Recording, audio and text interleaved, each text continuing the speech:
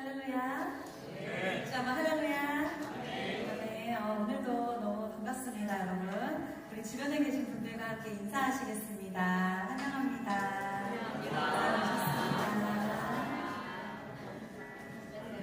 저희가 교회로서 이렇게 일주일을 또 열심히 치열하게 살아내고 또 이 자리에 모여서 하나님의 이름을 높이고 하나님을 사랑한다고 마음으로 고백하는 이 시간이 하나님께서 정말 임재하는 시간인 줄 믿습니다. 오늘 우리 함께 마음을 다해서 정말 진실되게 그 주님께 우리의 사랑을 고백드리는 시간 되길 원합니다. 우리 모두 자리에서 일어나셔서 함께 사도신경으로 우리의 신앙을 먼저 고백하시겠습니다. 전능하사 천지를 만드신 하나님 아버지를 내가 믿사오며 그 외아들 우리 주 예수 그리스도를 믿사오니 이는 성령으로 잉태하사 동정녀 마리아에게 나시고 무려 빌라도에게 고난을 받으사 십자가에 못 박혀 죽으시고 장사한 지 사흘 만에 죽은 자 가운데서 다시 살아나시며 하늘에 오르사 전능하신 하나님 우편에 앉아 계시다가 저리로서 산자와 죽은 자를 심판하러 오시리라.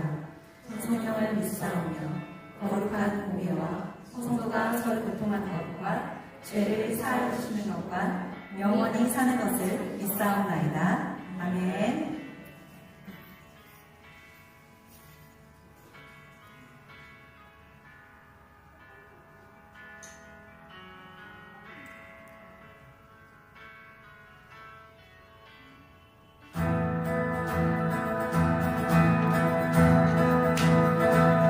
높고 위대하신 주님을 우리 영원히 찬양하며 나아가시다.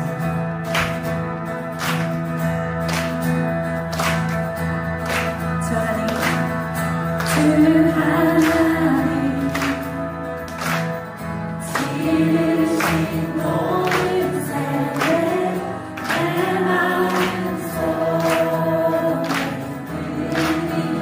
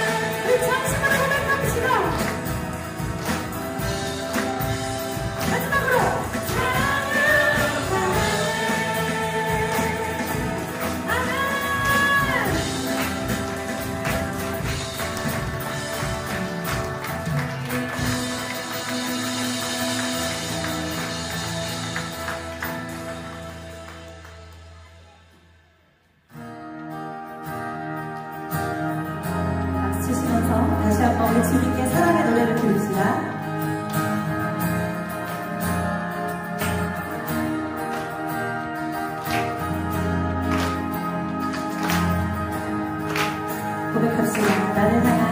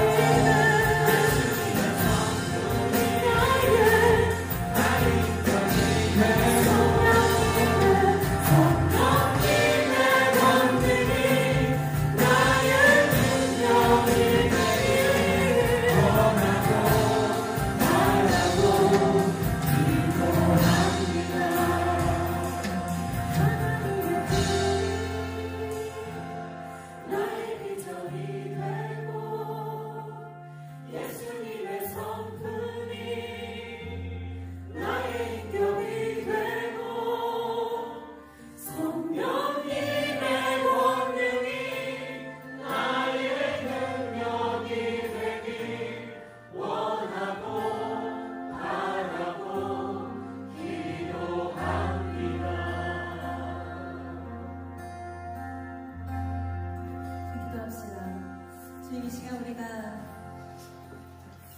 공동체로서 이 시간에 이렇게 모여 주님께 사랑을 노래합니다. 아버지, 이 시간 가운데 주님 충만히 임하여 주시옵소서. 주님의 인재가 가득한 예배 되게 하여 주시옵소서. 성령님의 음성을 듣는 예배 되게 하여 주시옵소서. 이 시간 주여 한번 부르시고 우리 기도를 나갑니다. 주여!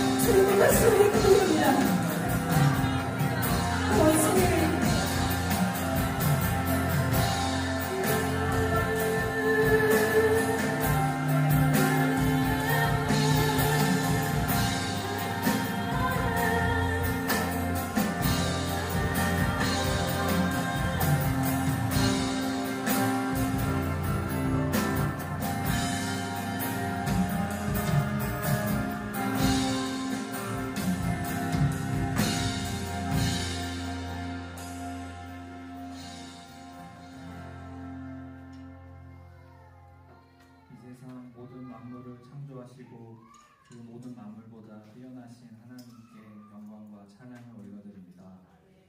한 주간도 저희의 삶과 가정 그리고 자녀들을 지켜주시고 하나님을 의지하며 보호하심 속에 살아가게 하시니 감사드립니다.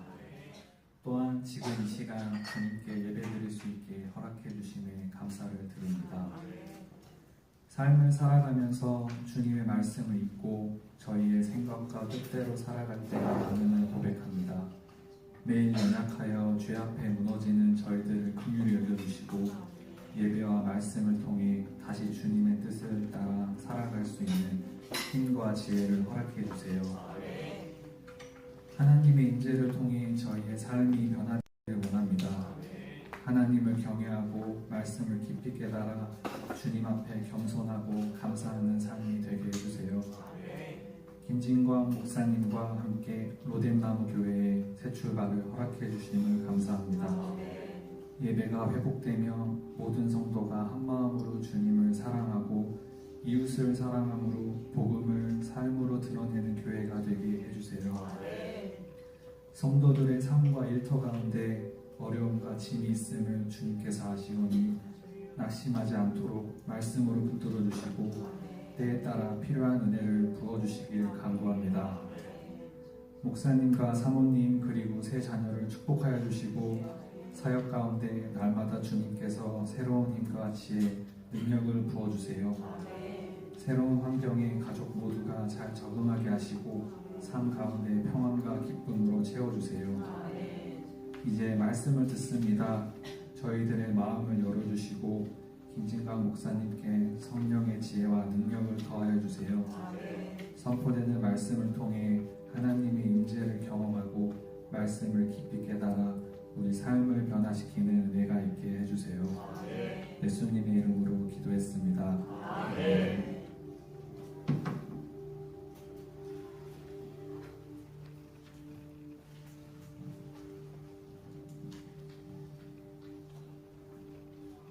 잠깐 교회 소식 함께 나누도록 하겠습니다. 네, 오늘도 예배가 나오신 성도들 주님의 이름으로 환영합니다. 예배하시고 또 함께 교제하면서 하나님의 은혜를 나누는 시간 되기를 바랍니다. 12월 예배 안내입니다. 성탄감사 예배가 12월 25일 당일날 오전 11시에 있습니다. 이날 굵은 글자로 되어 있습니다. 점심 식사 없습니다. 굶고 오시면 안 되고요. 예배 드리고 나가서 먹는다는 얘기겠죠. 성부영신 예배가 있습니다. 12월 31일 날 수요일날 저녁 11시에 드립니다. 올해까지를 지금 장로님과 이제 얘기를 하기로는 올해까지 저희가 성부영신 예배를 마지막으로 지금 할까 생각 중에 있습니다. 지금 이제 내년부터 예배 전체 순서라든지 아니면 조금씩 저희가 하나씩 바꿔갈 지금 계획을 가지고 있는데요. 그 중에 하나가 내년에가 이제 저희가 교회에서 드리는 아마 성부영신 예배의 이번 예배가 마지막이고 내년부터는 저희가 조금 더 주일 예배에 집중을 하려고 합니다. 그래서 예배에 가장 많은 힘을 쏟는 그런 교회로 세워가기 위해서 그렇다고 많은 예배를 드린다고 해서 교회가 더 건강해지는 것은 아닙니다. 한 번의 예배를 드리더라도 진심과 중심이 드러나야지 그 예배의 능력이 나타납니다. 그래서 횟수를 드리는 것이 중요한 것이 아니라 어떤 의미와 어떤 중심을 가지고 예배를 드리는지가 더 중요합니다. 이것을 함께 비전을 나누면서 계속 방향을 잘 잡아갔으면 좋겠습니다. 목요 예배 있습니다. 매주 목요일 7시 반에 오셔서 함께 기도하시고요. 제가 이번 주 처음 그 목요 기도회를 가졌는데요. 사뭇 분위기가 좋습니다. 함께 오셔서 함께 기도하고 하나님께 부르짖는 귀한 시간 되기를 바라고요. 12월 25일과 1월 1일 2주간은 목요 예배를 쉽니다. 2026년 남녀 여성교회 임원들, 섬겨주실 임원분들께서 하나님께서 인도하심이 가득하기를 기도하고요. 또 보실 때마다 함께 격려해 주시기 바랍니다. 우리 남성교회 회장님으로 정세훈 집사님, 부회장으로 전상욱 집사님, 또 총무로 백상철, 김민수 집사님 섬겨주시고 여성교회장으로 김우미 집사님, 또 부회장으로 윤혜림 집사님, 총무로 공주영 집사님, 서기로 김은주 집사님. 우리 한번 경배하는 마음으로 박수 한번 쳐주시겠습니다. 그 마음 가운데 기쁨으로 섬기는 자리가 참 아름답기를 우리 서로 많이 격려해 주시고 한번 이야기하시기 전에 마음으로 더 격려하고자 하는 마음으로 사랑하는 마음으로 함께 해 주셨으면 좋겠습니다. 제가 잠시 기도하겠습니다. 사랑하는 주님, 사랑하는 우리 귀한 성도들, 한 주간의 치열한 삶 속에서 그 시간들을 뒤로하고 오늘 하루 시간과 물질과 마음을 온전히 구별하여 드립니다. 특별히 하나님 앞에 마음을 다하여 정성스러운 예물로 드리는 손길들을 복되게 하시고 하늘의 창고를 여시고 이들의 창고를 채우시며 하나님 앞에 드린 물질을 통하여 주의 건강한 교회 하나님 나라가 힘있게 세워져 가도록 역사해 주시옵소서. 이들의 드린 모든 손길 가운데 하나님께서 은혜를 베푸시며 이들의 헌신과 수고로움을 통하여 이들의 가정뿐만 아니라 놀라운 주의 교회가 힘있게 세워져 가도록 역사해 주시옵소서. 감사드리며 예수님 이름으로 기도드립니다. 아멘. 함께 말씀 보겠습니다. 요한복음 20장 19절부터 23절까지 말씀입니다. 요한복음 20장 19절부터 23절 한 절씩 나눠 읽고요. 마지막 절을 같이 읽겠습니다. 이날 곧 안식 후 첫날 저녁 때에 제자들이 유대인들을 두려워하여 모인 곳의 문들을 닫았더니 예수께서 오사 가운데 서서 이르시되 너에게 평강이 있을지어다. 이 말씀을 하시고 손과 옆구리를 보시니 제자들이 주를 보고 기뻐하더라. 예수께서 또 이르시되 너에게 평강이 있을지어다. 아버지께서 나를 보내신 것 같이 나도 너희를 보내노라. 이 말씀을 하시고 그들을 향하사 숨을 내쉬며 이르시되 성령을 함께 읽습니다. 너희가 누구의 죄든지 사하면 사하여질 것이요 누구의 죄든지 그대로 두면 그대로 있으리라 하시니라. 아멘. 우리 좌우 앞뒤로 인사하겠습니다. 잘 오셨습니다. 반갑습니다. 한 번 더 인사하겠습니다. 말씀 속에 길이 있습니다. 우리 하이스쿨 친구들이 제가 온 이후로부터 고통스러운 저 자리에 계속 앉아 있더라고요. 목사님 오늘 깜빡하고 스크립트를 따로 트랜스레이션 안 했는데 다음 주부터 목사님 준비해 줄게요. 그래서 우리 친구들이 그 목사님 원고를 그대로 이제 트랜스레이션 한 거를 여러분들이 스크립트를 볼 수 있도록. 그래서 혹시 저 친구들이 이렇게 하고 있다고 나중에 정죄하지 마십시오. 설교 원고 읽고 있을 겁니다. 그래서 그렇게 믿고 확신합니다. 네. 그래서 친구들도 같이 예배드리면서 말씀을 함께 나눌 수 있을 수 있도록 그렇게 하도록 하겠습니다. 오늘 두 번째 시간인데 교회 본질입니다. 제가 설교를 지금 준비를 하는데요. 한동안 제가 저희 교회를 향한 하나님께서 주시는 비전들과 또 우리 교회가 어떻게 세워져 가야 하는지에 대해서 함께 말씀을 나누면서 좀 비전을 공유하고 또 우리 방향을 좀 보고자 합니다. 그래서 당분간은 아마 우리 교회의 방향 또 우리 교회가 어떻게 세워져 가야 하는가에 대한 말씀을 중점적으로 좀 볼까 합니다. 지난주에는 우리가 하나님의 임재가 있는 예배에 대해서 그래서 가장 핵심 가치 두 가지는 이것입니다. 예배이고 두 번째는 선교입니다. 그래서 오늘 두 번째가 교회의 본질로서 우리가 복음 전하는 교회로서 어떻게 세워져 가야 할 것인지를 말씀을 함께 살펴보고자 합니다. 물건이 원래 만들어진 용도와는 다르게 아주 일부분 기능만을 사용하시는 분들도 있고 원래 그 기능과는 다르게 어떤 물건들을 사용해 보신 경험들이 한 번쯤은 다 있을 거라고 생각을 합니다. 대표적인 예가 스마트폰이죠. 이 다 요즘 스마트폰 가격이 진짜 많이 올라갔거든요. 옛날에 1000불, 옛날에 뭐 7, 800불 이렇게 했었을 때가 있는데 지금은 아시나요? 냉장고 하나를 지금 들고 다니시는 거. 가격을 보시면요. 내 주머니 안에 냉장고 세탁기가 하나씩 있는 겁니다. 근데 우리 하이스쿨 친구들은요, 이 냉장고를 던지기도 합니다. 말로 차기도 하고요. 네. 본인 돈 주고 산 게 아니어서 아까운 줄 모르는 것이죠. 네. 그래서 참 우리 뭐 사실은 젊은 친구들도 마찬가지고 요즘 막 기계가 작아지고 뭐 이러다 보니까 1000불짜리를 100불처럼 쓰기도 하고 백불자리를 천불처럼 쓰기도 하고 하여튼 그런 일들이 많이 일어납니다. 기능은 많은데 정작 우리가 쓰는 건 메시지 주고받고 전하는 것이죠. 많은 기능을 가지고 있지만 일부분만 쓰는 경우들이 있습니다. 반대로 별거 아닌 것 같은데 굉장히 신박하게 물건을 활용하시는 분들이 계십니다. 생활의 달인 같은 분들. 그죠? 집안에 가보시면은 정말 아니 이걸 이렇게 쓸 수 있어? 라고 하는 그런 물건들을 그렇게 활용하시는 분들이 있습니다. 그래서 그런 분들 보면 야 아이디어가 대단하다. 발상의 전환이다. 이렇게 생각을 많이 합니다. 그래서 목적과는 다르게 물건을 쓸 때 야 참 머리가 좋다. 이렇게 생각을 하지요. 그럼 교회를 한번 생각해 보겠습니다. 교회는 어떠해야 할까요? 교회의 기능과 교회 목적과 방향은 어떠해야 할까요? 여러분들은 교회를 생각하실 때, 여러분들은 신앙생활을 하실 때, 이 교회 안에서 교회를 섬기시면서 정말로 성경이 말씀하고 있는 그 교회의 기능과 원리들을 따라서 잘 신앙생활을 하고 있느냐, 우리가 한번 깊이 고민해 보아야 하는 부분이죠. 여러분, 교회가 그 기능과 사명을 온전히 실행하지 못하는 그 모습을 보면서 야 신박하다, 아이디어가 대단하다라고 얘기하는 사람은 아무도 없습니다. 교회가 제대로 된 기능을 하지 못할 때 사람들은 의문을 가집니다. 교회가 왜 저렇지? 저래도 되느냐? 의문과 시험을 던져주게 되는 것이 교회입니다. 그래서 여러분, 교회는 항상 무엇을 하든지 어디에 힘을 쏟든지 어디로 달려가든지 간에 그 목적과 방향이 아주 분명해야 합니다. 여러분, 교회가 무엇입니까? 이렇게 여쭤보잖아요.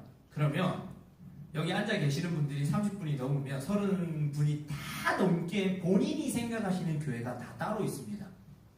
저희는 로뎀나물 장로교회라는 이름 안에 있지만 교회가 뭐라고 생각하십니까? 라고 물어보시면 밥이 맛있어야 된다부터 시작해서 재밌어야 된다부터 시작해서 공간이 넓어야 된다, 시원해야 된다, 가지가지 얘기가 다 나옵니다. 그래서 교회라고 얘기를 할 때 각각의 기준이 다 있습니다. 그러나 저희가 고심교단에 소속되어 있고 우리 교회 헌법에 보면 예배 지침에 1장 1조에 뭐라고 되어 있냐면 이렇게 되어 있습니다. 교회란, 화면을 보십시오. 교회란 예수 그리스도의 공로로 구원받은 그리스도인들이 모여 하나님 앞에 예배하는 공동체이다. 교회는 예수 그리스도의 몸으로서 성령의 역사로 말미암아 계속적인 하나님의 말씀이 정확하게 선포되어야 하고 성례를 올바르게 집행하여야 하며 권징을 정당하게 시행함으로 그 정통성이 유지되어야 한다. 제일 첫 번째 문장에 뭐라고 되어 있냐면 교회는 구원받은 그리스도인들이 모여 하나님 앞에 예배하는 공동체입니다. 여러분, 교회는 예배하는 공동체여야 합니다. 이게 교회가 가지는 첫 번째 정의고 우리의 정체성입니다. 그래서 교회를 떠올렸을 때 뭘 생각한다? 예배입니다. 그래서 그러면은 우리가 이렇게 교인들끼리 예수를 믿는 우리 성도들끼리 모여서 예배만 열심히 하면 되느냐? 그렇지 않습니다. 성경을 보면 교회가 하나님을 향해서 해야 하는 행위와 교회가 사람을 향해서 해야 하는 행위를 뚜렷하게 구분합니다. 그게 말씀에 가장 잘 나타나는데요. 마가복음 12장 30절과 31절에 우리 같이 한 목소리로 읽어보겠습니다. 시작. 내 마음을 다하고 목숨을 다하고 뜻을 다하고 힘을 다하여 주 너의 하나님을 사랑하라 하신 것이요. 둘째는 이것이니 내 이웃을 내 자신과 같이 사랑하라 하신 것이라. 이보다 더 큰 계명이 없느니라. 예수님이 말씀하신 겁니다. 큰 두 가지 계명. 하나는 교회가 하나님을 향해서 해야 되는 것, 하나님을 사랑하는 것입니다. 예배하는 것이죠. 우리의 신앙에 있어서 가장 중요한 하나님 사랑하는 것이죠.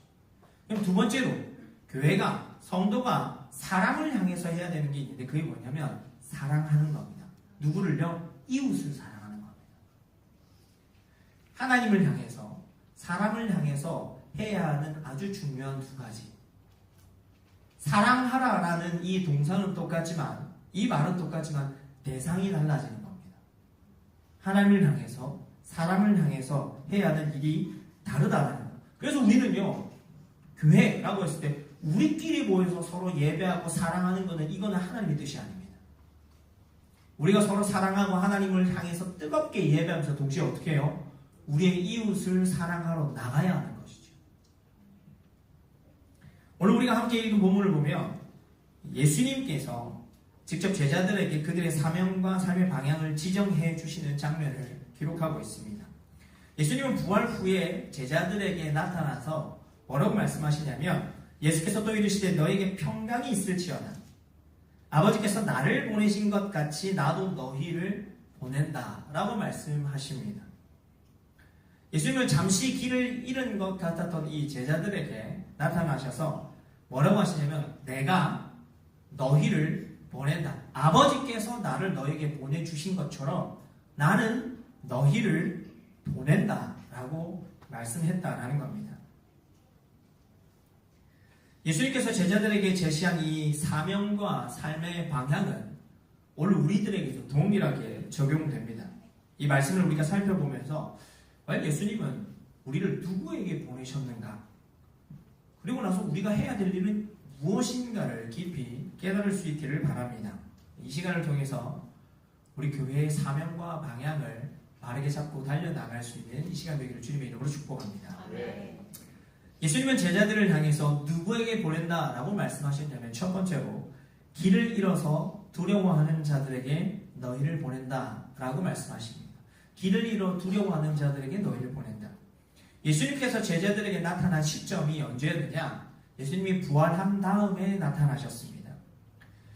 예수님이 십자가에 처형당했을 때 이 모든 제자들이 완전 패닉에 빠졌습니다. 혼돈 그 자체였죠. 생각해 보십시오. 1년만 사람이 좀 친밀하게 가깝게 계속해서 하루하루를 지내는 것만으로도 굉장히 친밀해집니다. 동의 안 하시는 그 눈빛을 저는 압니다. 지금 십수년 또 수십 년을 같이 있지만 이게 여기 전혀 동의하지 못하겠다라는 눈빛으로 저를 보신다는 잘 압니다. 네. 그럴 수도 있지만 보편적으로 우리가 생각할 때 1년 정도 같이 지내다 보면은 굉장히 친밀해지지요. 이 제자들과의 예수님과의 함께한 이 시간은 굉장히 특별했습니다. 이 제자들은요, 예수님을 만날 당시에 아무런 기반이 없고 아무런 목적이 없는 사람들이 아니었습니다. 이미 자신의 삶의 울타리가 견고한 사람들이었습니다. 직장도 있고 가정도 있고 자신의 삶이 뚜렷한 사람들이었지요. 그런데 이런 그들의 인생을 송두리째 바꾼 것이 무엇이었냐면 예수님의 부르심이었습니다. 나를 따르라. 이 부르심이었죠. 그리고 나서 이 부르심에 순종한 이후부터 꿈같은 3년을 지냅니다. 예수님과 함께 하면서 눈으로 보고 직접 경험한 그 모든 것은 진짜 꿈 같았습니다. 한 번도 본 적도 없고 경험한 적도 없는 거였습니다. 무엇보다 이제 이런 예수님과 함께라면 이 제자들 마음에 야 이제 우리가 세상을 뒤집을 수 있겠다. 이제 뭔가 우리가 세상을 바꿀 수 있겠다라는 소망과 확신이 그들 마음에 들어찼을 겁니다. 네, 그랬던 예수님이 일반인으로서 사고로 죽은 것도 아니고 죄인으로 낙인 찍혀서 모든 사람들 앞에서 십자가에 못 박혀 죽습니다. 여러분 십자가형은 로마인들에게 주어지는 형이 아닙니다. 십자가형은 로마인이 아니라 유대인들 중에서도 로마를 반역해서 독립을 일으키려고 했었던 사람들에게 주는 최고 사형이 십자가형이었습니다. 그래서 성경의 두 강도는 돈내나 강도가 아닙니다. 독립군이었습니다. 그래서 이 독립군들에게 로마를 정치적으로 대항했던 사람들에게 주는 처형이 이 바로 십자가형이었습니다. 거기에 예수님이 죽었다라는 것이죠. 이때 제자들이 완전히 길을 잃습니다. 좀 더 현실적으로 말하면 저는 그렇게 생각합니다. 3년 동안 완전 허탕쳤다. 3년을 그렇게 쏟아부었는데 아무것도 없는 것처럼 물거품처럼 사라진 겁니다. 이때 이 제자들의 감정은 혼란과 두려움과 난처함과 상실감과 인간이 느낄 수 있는 모든 최악의 감정들을 다 느꼈습니다. 그래서 사실 모여서 기도한 겁니다. 그들의 믿음이 대단해서가 아니라 죽을까봐 무서워서. 두려워서 기도했던 겁니다. 하나님 혼란스럽습니다. 우리 어떻게 해야 됩니까? 이들이 했던 기도의 제목이 그런 거였습니다. 이때 부활하신 예수님이 그들 가운데 나타나신 겁니다. 그리고 이들에게 말씀하신 것, 너에게 평강이 있을지어다. 길을 잃어서 어찌할 바 모르는 그 제자들을 향해서 예수님이 그 자리에 나타나셔서 자신의 존재를 인식시키면서 가르쳐 주신 겁니다. 두려워하지 말라. 이제 내가 너희를 절대 떠나지 않겠다. 그렇게 말씀하신 거죠. 그리고 나서 이 제자들에게 사명을 주신 겁니다. 어떤 사명이요? 내가 길을 잃은 너희들에게 찾아와서 이 평강을 전해준 것처럼 너희들도 여전히 길을 잃고 불안해하고 방황하고 있는 그 사람들에게 가서 예수의 평강을 전해라. 그 사람들을 위해서 내가 너희들을 보내겠다라고 말씀하신 겁니다. 아담이 생긴 이후로 모든 사람, 인류에게 한 가지 공통된 특징이 있습니다. 모든 인류는 종교를 뛰어넘어서 인종을 다 뛰어넘어서 태어난 모든 인류에게 나타나는 공통된 특징이 있는데 그들이 가진 것이 무엇이냐면 종교심이라는 겁니다. 종교심. 이 종교심이라고 하는 것은 어떤 거냐면 자기도 모르게 본능적으로 절대적 존재를 찾는 마음입니다. 뭔지는 모릅니다. 그런데 뭔가 나 위에 있는, 나보다 우위에 있는 존재에 대한 어떤 경외감, 의지하고 싶은 마음, 이것이 모든 사람에게는 본질적으로 다 있습니다. 태어날 때부터. 이것을 무엇이라고 하냐면 종교심이라고 이야기를 합니다. 근데 이 종교심이라고 하는 것은 어느 날 갑자기 생겨난 게 아니죠. 하나님께서 아담과 하와를 창조하실 그때부터 이 마음이 있었습니다. 어떻게 해요? 하나님으로만 만족할 수 있는 이 한 공간을 만들어 주신 채 우리를 창조하신 겁니다. 마치 수많은 조각의 이 퍼즐들이 있다가 마지막 한 조각이 그 자리에 딱 들어가야지 그림이 맞는 것처럼 그 자리에는 하나님만이 들어가야지 만족과 기쁨과 참된 평안을 누릴 수 있는 그 공간을 인간에게 두셨다라는 겁니다. 그래서 인간은요, 하나님을 온전히 예배하고 하나님만 의지할 때 샬롬이라고 하죠. 참 평안, 기쁨, 만족을 누릴 수 있도록 그렇게 셋업이 되어 있습니다. 그런데 이 아담의 불순종으로 인해서 어떻게 되냐면 마지막 피스 하나, 마지막 조각 하나를 잃어버린 것 같이 살아가게 되어 있습니다. 타락 이후에 선악을 알게 하는 나무 열매를 먹고 난 이후부터는 사람들은 헤매입니다. 여기에 뭔가는 들어가야 되는데 뭔지는 모른 채 살아가는 거죠. 그래서 어떻게 하냐면 스스로가 그 만족과 기쁨을 느끼기 위해서 사랑하고 열정을 쏟아부을 대상을 끊임없이 찾아 헤맵니다. 그래서 사람들이 내가 사랑할 그 대상을 돈으로 정하기도 하고 사람으로 정하기도 하고 자녀로 정하기도 하고 명예를 정하기도 합니다. 뭔지는 모르지만 거기에 내 열정과 사랑을 쏟아 부어야지 내가 안정감을 느끼는 거죠. 이게 뭐냐면 종교심입니다. 그런데요, 우리가 잘 알다시피 그렇게 나 스스로가 정한 그 예배의 대상, 나 스스로가 정한 그 사랑의 대상에 아무리 다 쏟아부어도 절대 만족이 일어나지 않습니다. 왜냐하면 그 공간에는 하나님만 들어가야지 진짜 만족할 수 있기 때문에 그렇습니다.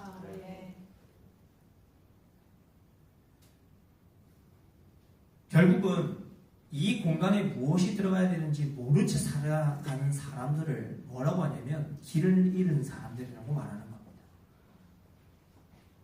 스스로 끊임없이 희망 고문하며 살아갑니다. 이것도 채워보고 저것도 채워보죠. 다 쏟아부어도 안 되는 거죠. 그래서 잠언 기자가 잠언 1장 2절에 하나님을 섬기지만 나름대로 이 잠언 기자는 뭐예요? 세상의 모든 것을 다 가져보고 그것을 갈망도 해보고 다 채워봤습니다. 근데 나중에 깨달은 것이 뭐냐? 전도자가 이르되 헛되고 헛되며 헛되고 헛되니 모든 것이 헛되도다. 다 해봤는데 다 아니더라라는 겁니다. 사랑하는 여러분, 이것에 반해서 우리는 굉장히 복받은 사람들입니다. 왜냐하면 우리는 이미 길을 찾은 자들이기 때문에 그렇습니다. 내 인생의 참만족, 기쁨과 행복이 이 땅의 것에 있지 않고 하나님을 예배하고 섬기는 것에 있다라는 걸 우리는 깨달은 자들입니다. 그래서 이 비밀을 깨달았기 때문에 감사하고 기뻐하면서 오늘 이 자리에 나와서 우리가 예배하는 겁니다. 여러분, 주일이면 더 많은 이익을 창출할 수 있는 날입니다. 더 많은 것을 우리가 누릴 수 있는 날이지요.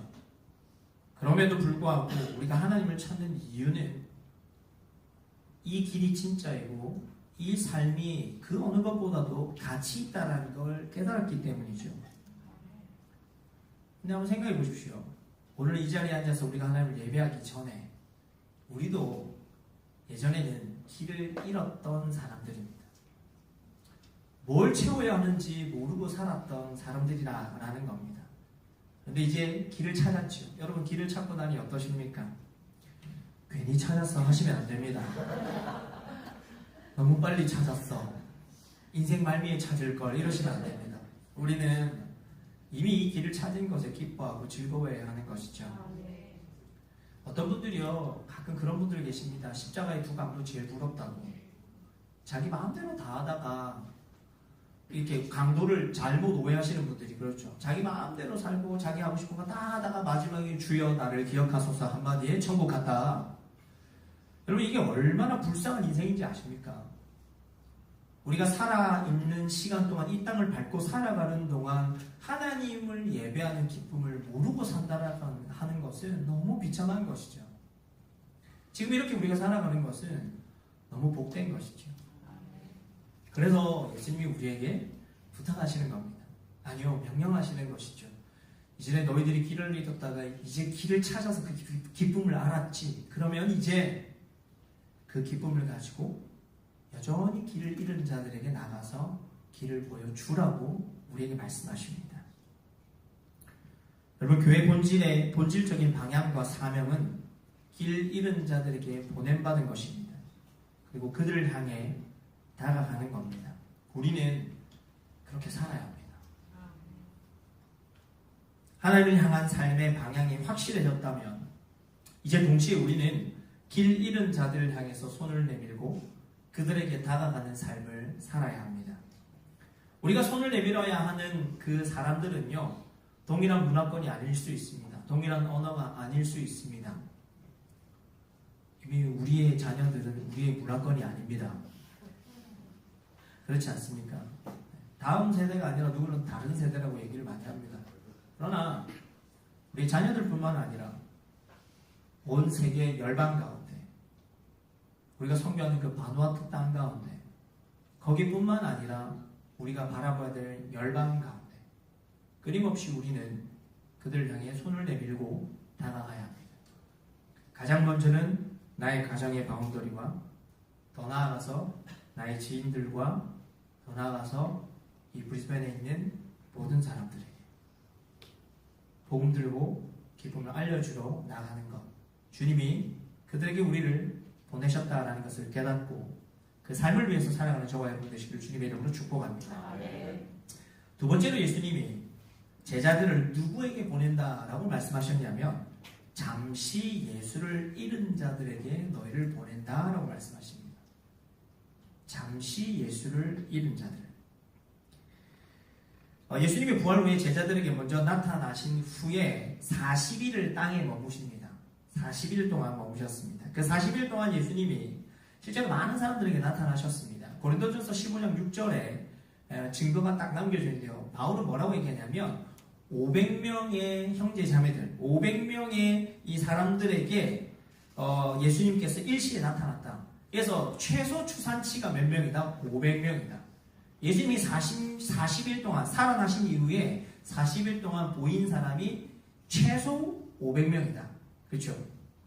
그러면 우리가 한번 추론해 볼 수 있는 사실이 있습니다. 뭐냐? 500명 외에 500명 외에 있는 사람들은 어떤 상태를, 어떤 생각을 계속 가지고 있었느냐?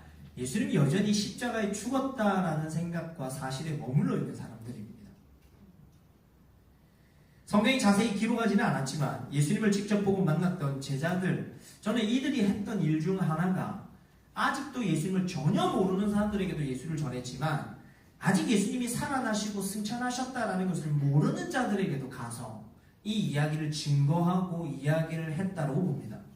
그래서 이 사람들에게 끊임없이 찾아가서 다시 자신들과 같이 믿음이 흔들리고 불안해하고 두려워하는 그들에게 예수님이 자신들에게 전해준 그 평강을 다시 얘기하는 겁니다.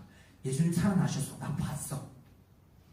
예수님 살아나셨고 하늘로 올라가시고 다시 오신다. 약속하셨어. 이 이야기를 누구에게요? 잠시 예수님을 보지 못했던 그들에게 이야기를 계속 전하는 것이죠. 제가 만난 많은 청년들과 성도님들 중에는 잠시 예수님을 잃은 사람들이 참 많았습니다. 제가 목사의 입장으로서 볼 때는 완전히 길을 잃은 것처럼 보이지 않았습니다. 왜냐하면 교회에 있잖아요. 여러분, 교회 오는 게 얼마나 대단한 건지 아십니까? 진짜 상처받고 진짜 길 잃으면요, 오늘 여기 안 앉아 있습니다. 교회 쪽을 향해서 쳐다도 안 봅니다. 정말 심각한 거죠. 근데 교회 와서 자기가 예전과의 다른 어떤 뜨거움과 열정이 사라졌다라고 얘기하는 분들이 많습니다. 그래서 이분들은요, 그들 스스로가 느끼기에 자신이 마치 길을 잃은 것 같다라고 그런 감정을 가지고 얘기를 하시죠. 이런 감정을 가지신 분들이 조심스럽게 와서 하는 공통적인 말이 있습니다. 상처받았습니다. 목사님, 저 상처받았어요. 그래서 교회 왔는데 얼굴 도장만 찍고 가시거나, 저희는 뭐 얼굴 도장 찍을 것도 없습니다. 계속 볼 수도 없고 도망갈 수도 없습니다. 저희 지금 과돌입니다. 뭐 찍고 도망갈 수가 없습니다. 지금 이미 다 바코드 다 인식돼 있습니다. 이 교회가 커지다 보면요, 진짜 그 익명성 속에서 숨어서 왔다 갔다 하시는 분들이 꽤나 많습니다. 그분들하고 얘기를 하다 보면 어떻게 해요? 상처받았다라는 말을 공통적으로 많이 하십니다. 목사님, 교회 사람한테 상처받았어요. 직분자에게 상처받았어요. 어떤 분들은요, 목사님, 저 하나님이 저 싫어하는 것 같아요. 하나님한테 상처받았어요. 이런 분들도 계십니다. 하나님 어떻게 나한테 그러실 수 있죠? 어떻게 믿는 사람이 그럴 수 있죠? 이러면서 반문을 하시는 동시에 막 화를 내시죠. 감정이 절제가 안 되는 겁니다. 사랑하는 여러분, 그분들 만나시면 우리가 어떻게 해야 되겠습니까? 우리 교회로 이제 더 많은 분들이 찾아오실 수도 있고, 교회 안으로 길을 잃었다가 길을 찾고 싶어서 오실 수 있지 않습니까? 이분들을 향해서 우리가 뭐라고 해야 할까요? 여러분, 하나님 선하십니다, 하나님 뜻입니다, 계획입니다, 이런 말을 너무 쉽게 하시면 안 됩니다. 우리는 알아도 그 당사자가 그 말을 하기 전까지는 우리가 너무 쉽게 정답을 얘기하면 안 됩니다. 요즘 말로 팩폭이라고 얘기하죠. 너무 다 알고 있는 사실을 너무 잔인하게 얘기할 수는 없는 거죠. 그 고난과 길을 잃었던 시간을 다 지나오신 본인이 돌아보니 그게 하나님 뜻이었습니다. 그게 하나님 계획이었습니다. 라고 본인이 말할 때까지 기다려주는 겁니다. 그때까지 우리는 뭘 하느냐? 사랑하고 기도하고 따스하게 다가가는 겁니다.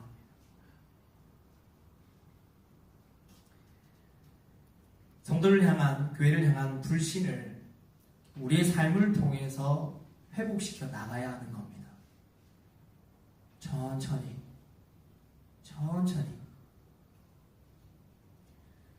바람과 태양이 서로 대결을 한 재미난 이야기를 알고 계시지요? 나그네의 옷을 누가 먼저 벗겨볼까 대결을 합니다. 바람이 내가 먼저 해볼게. 가면 갈수록 바람이 강해지자 이 나그네는 옷을 더 끼워입고 모자를 더 눌러쓰고 옷이 벗겨지지 않기를 우겼습니다. 결국은 한 톨도 한 자락도 벗기지 못한 채 바람이 포기를 하죠. 이제 태양의 차례입니다. 따스하게 기다려주고 더 강렬한 태양으로 비춰주자 모자를 벗고 외투를 벗고 이제는 속옷까지 다 벗고 물가로 뛰어듭니다. 결국 태양이 이기죠. 우리 그런 교회 됩시다.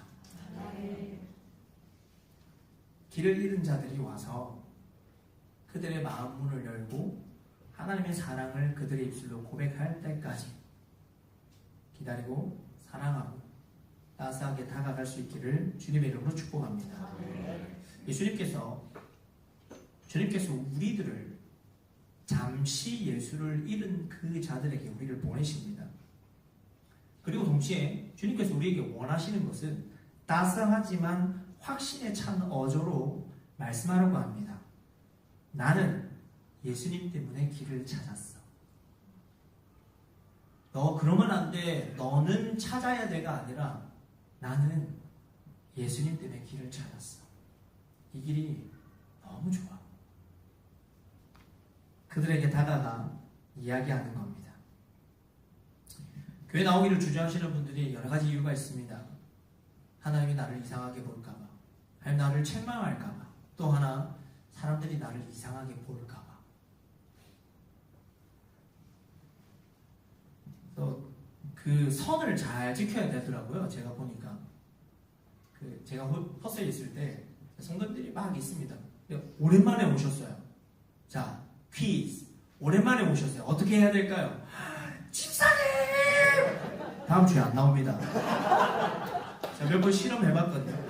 집사님! 이게 뭐 아니면 도거든요.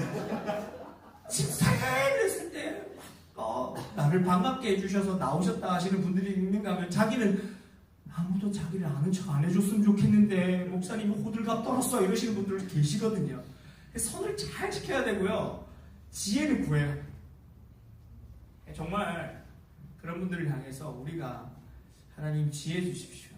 우리가 어떻게 그들을 대하고 우리가 어떻게 그들을 품어야지 정말 주님 앞에 나와 함께 예배할 수 있는지 우리가 참 지혜를 구해야 된다는 겁니다. 우리 옆에 분들과 인사하겠습니다. 따스하게 사랑합시다. 잠시 예수를 잃은 자들에게 정말 따뜻하게 그 예수님을 다시 이야기할 수 있는 우리 모두가 되기를 주님의 이름으로 축복합니다. 세 번째로 예수님은 제자들에게 누구에게 어떻게 보내신다라고 말씀하셨냐면 우리를 보내시되 성령님과 함께 보내신다라고 말씀하십니다. 제자들에게 내가 너희를 보내는데 어떻게 그냥 보내는 게 아니라 성령님과 함께 보내겠다라고 말씀하십니다. 예수님은 불안해하던 제자들에게 나타나서 평강의 메시지를 전하시고 그들을 보낸다라고 명령하시면서 중요한 말을 덧붙이시죠. 요한복음 20장 22절에 보니까 이 말씀을 하시고 그들을 향하여 숨을 내쉬며 이르시되 성령을 받으라. 숨을 내쉰다라고 했을 때 이것은 하나님 창조하시고 우리에게 생기를 불어넣으실 때와 똑같은 행위입니다. 성령을 불어넣으신 거죠.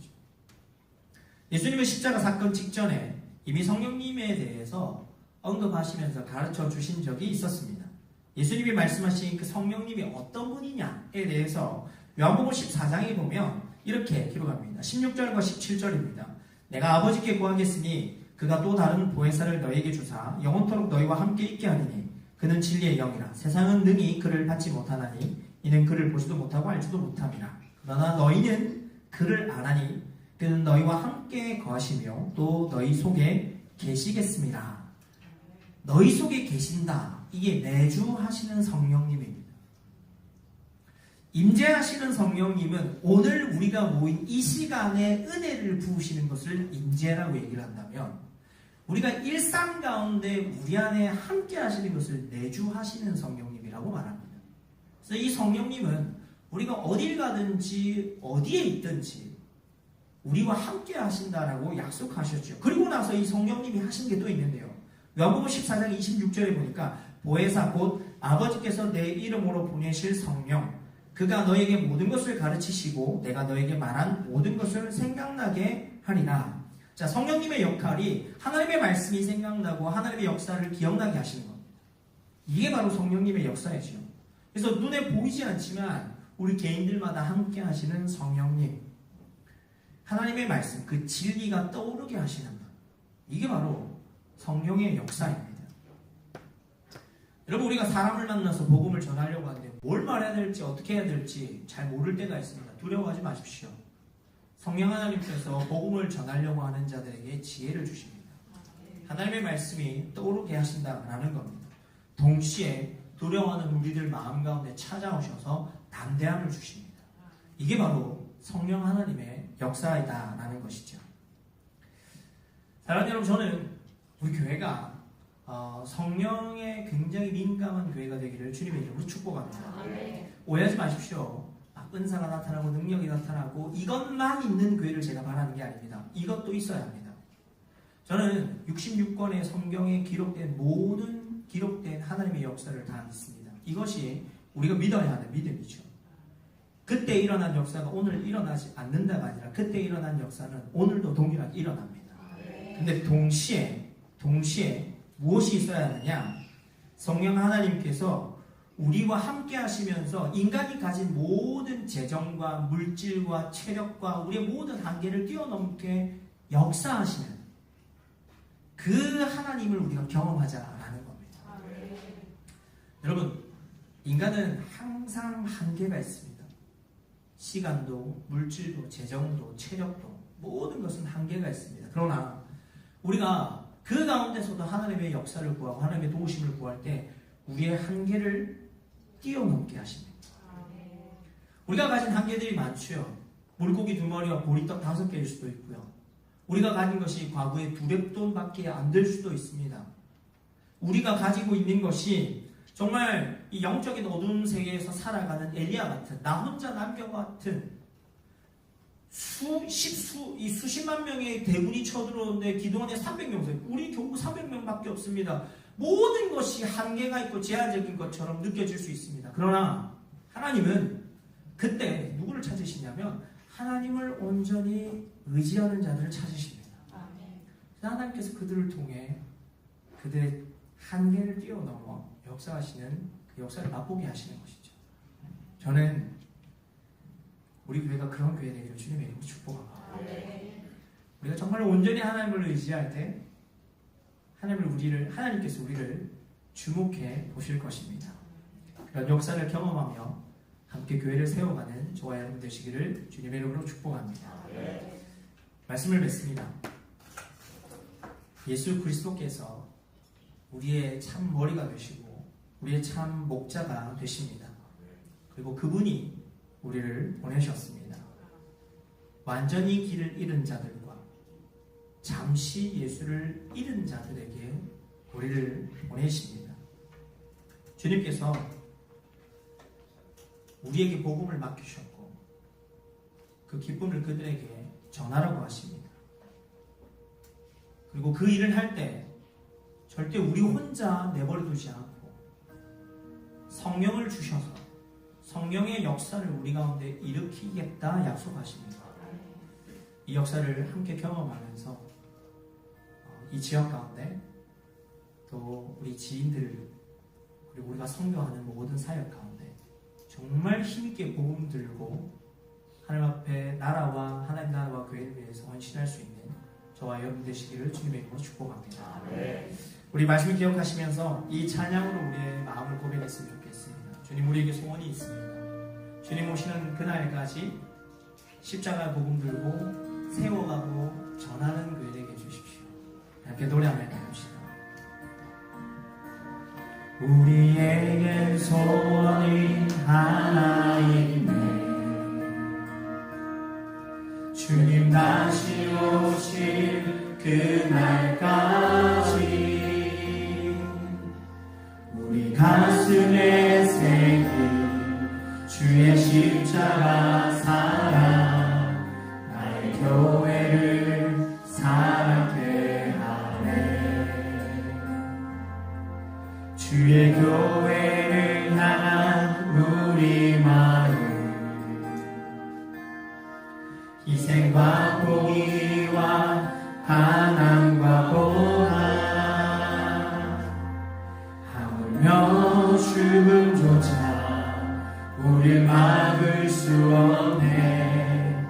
우리 교회는 이 땅의 기만 교회를 교회되게 예배되게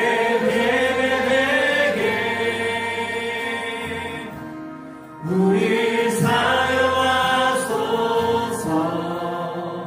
진정한 부흥의 날 오늘 임하도록 우리 교회를 교회되게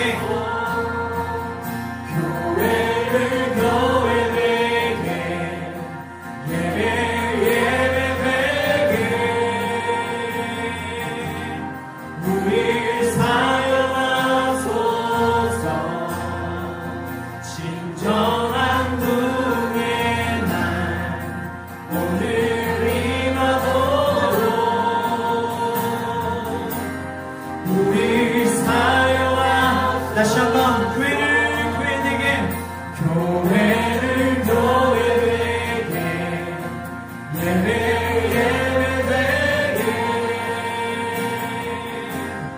우리 사용하소서. 진정한 부흥의 날 오늘 임하도록 우리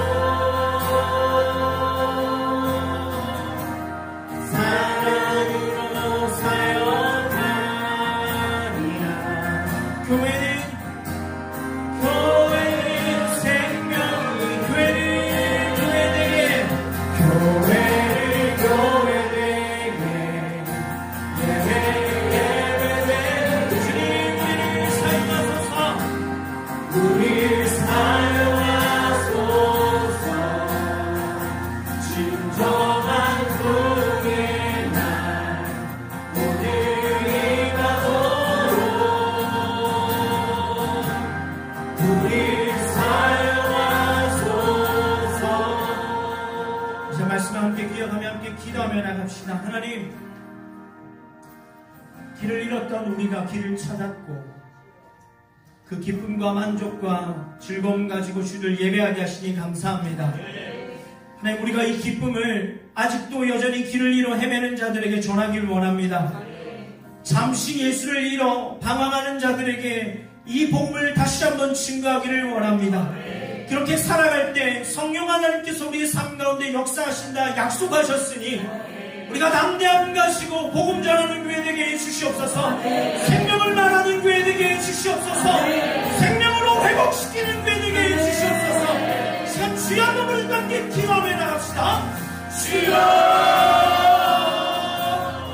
아버지 하나님, 이 시간 주님 길을 잃었던 우리를 구원하시고 우리를 회복시키시고 참된 주를 바라보며 기쁨과 즐거움과 만족하시고 예배하게 하신 주님 찬양합니다. 주님, 우리에게 참만족을 주시고 우리에게 구원의 기쁨을 주셨으니 주님, 우리가 이 기쁨 가지고 복음 전하고 예수 전하고 사람을 살리고 영혼을 지름길에 인도하는 교회 되도록 그런 성도 되도록 하나님 우리를 붙잡아 주시옵소서. 교회가 교회 되게 예배가 예배 되게 성도가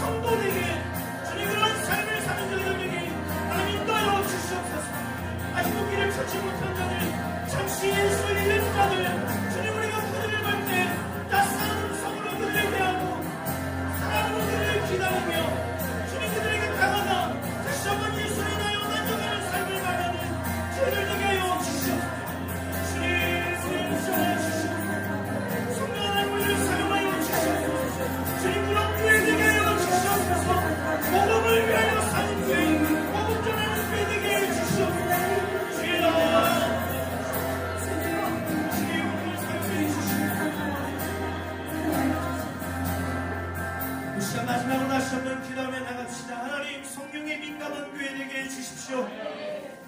우리가 사역하며 헌신할 때, 예배하며 교회를 세워갈 때 성령 하나님이 앞서 행하시는 교회 되게 해주시옵소서. 성령께 민감한 교회 되어서 정말 하나님께서 우리보다 앞서 행하시며 우리가 능히 그것을 따라가며 순종하는 교회 될 수 있도록 주님 저를 사용하여 주시옵소서. 우리 일상의 삶 속에 주님의 역사를 바라보고 주님을 초청하고 주님과 동행하는 저희들의 삶이 될 수 있도록 한 주간의 삶 가운데도 역사하여 주시옵소서. 우리의 사업장과 우리의 자녀들과 우리의 가정 가운데 성령 하나님 임재하여 주시옵소서. 지금 주의 아버지와 함께 마지막으로 함께 기도하며 나갑시다. 주여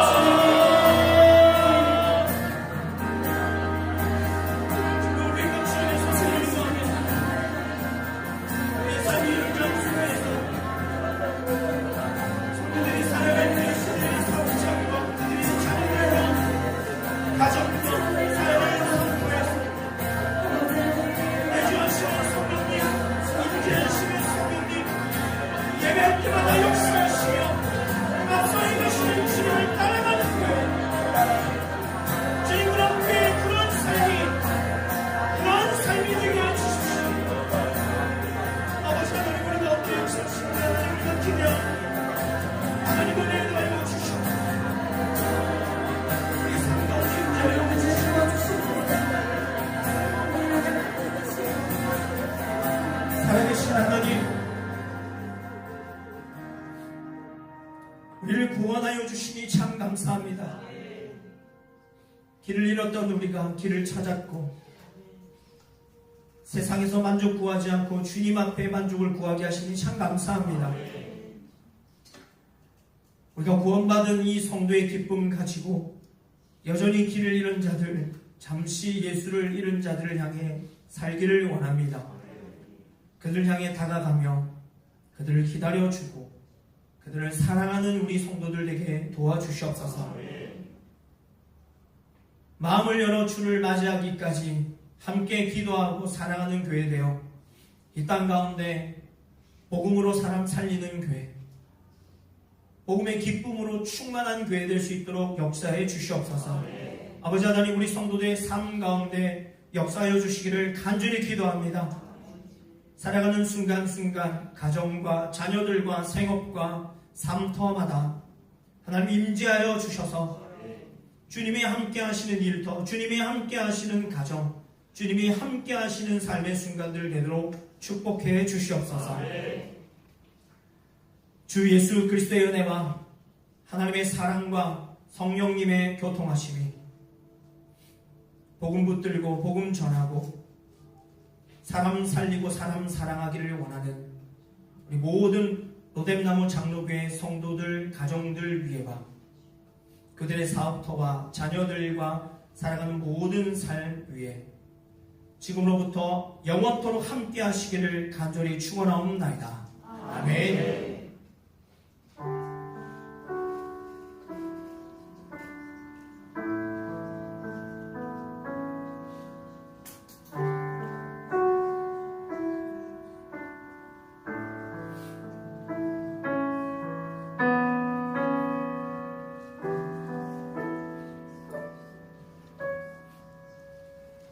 하나님 앞에 영광의 박수 올려드리며 나가겠습니다.